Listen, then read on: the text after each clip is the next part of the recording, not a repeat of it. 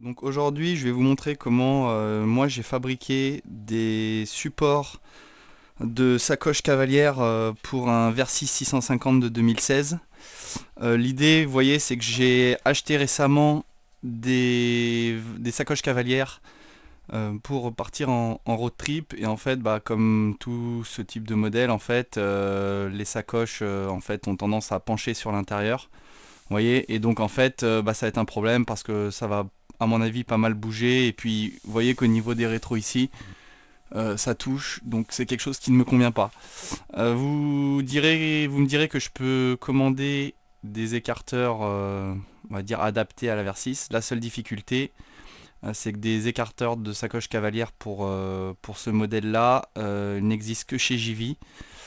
Et en fait, les écarteurs viennent en fait se fixer sur la platine du top case JV. Or moi, comme vous avez pu le voir, je suis équipé en shad et du coup, j'ai rien trouvé qui correspondait et qui pouvait s'adapter facilement sur ce modèle-là.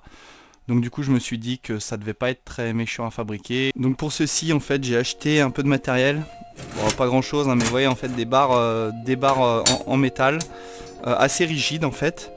Initialement, j'avais fait un premier support avec des barres en aluminium que j'avais acheté, mais en fait la difficulté c'est que vous voyez, c'est pas assez rigide.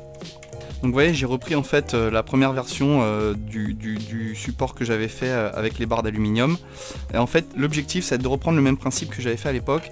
Donc ça va être de faire reposer une barre métallique sur le support de top case et en fait de venir fixer aux écrous au boulon, aux vis là, qui dépassent de la fixation du top case avec une autre barre métallique. Du coup, comme ça, la barre en métal, elle pourra pas se balader, ça sera quelque chose qui tiendra assez bien.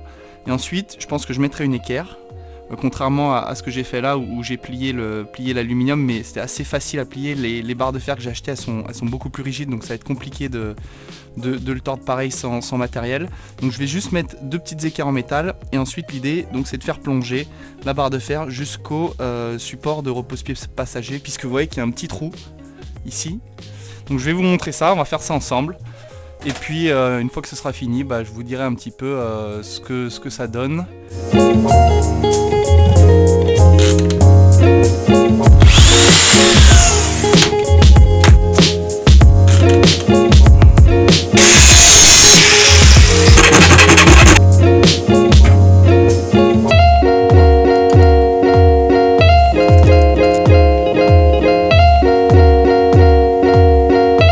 Ok, donc là on a un premier rendu de ce que ça va donner. Donc vous voyez que c'est pas mal, moi je trouve ça plutôt bien.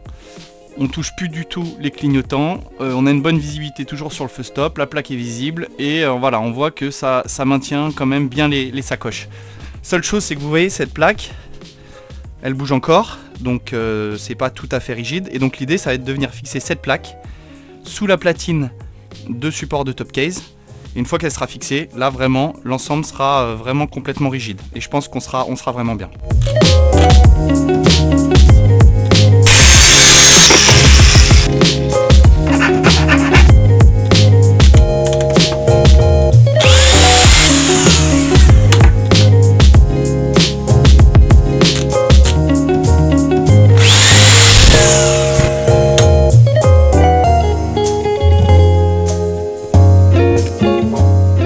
Ok, donc maintenant l'objectif ça va être juste de remettre tout ça bien propre, de refaire les découpes qui sont pas propres, etc.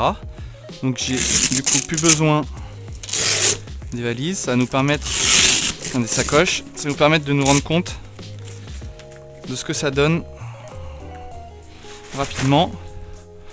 Donc vous voyez qu'en fait c'est assez discret. Bon, il faut finir, hein, mais c'est assez discret. En fait, ce que je voulais, c'était un support qui puisse s'installer et se désinstaller très facilement. Donc là, en fait, ça va être l'idée, puisque il y aura juste les deux vis de chaque côté ici à démonter. Et puis, je sais pas encore si je laisserai toujours les supports sur la moto et il y aura juste ces vis là à mettre. Je pense que c'est presque une des meilleures solutions.